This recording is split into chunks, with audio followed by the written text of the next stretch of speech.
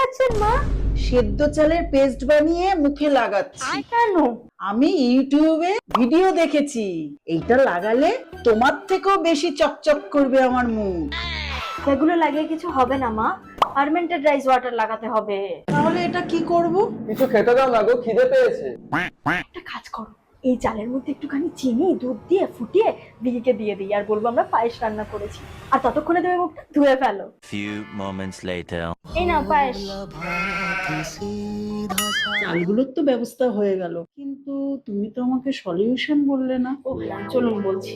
এটা হলো alts goodness এর ফার্মেন্টেড রাইস ওয়াটার, আর এটা ইউজ করলে আপনার মুখেও আমার মতো গ্লো আসবে। এটা তো তুমি বাড়িতেও বানিয়ে নিতে পারবে, এটার জন্য আবার পয়সা খরচা করার কি আছে তোমার? চেষ্টা করেছিলাম আমি, কিন্তু দুদিনের মধ্যেই ওটা নষ্ট হয়ে গেছে, আর এত দুর্গন্ধ ছাড়ছিল ফ্রিজ থেকে, লাস্টে বাধ্য হয়ে ফেলেই দিলাম।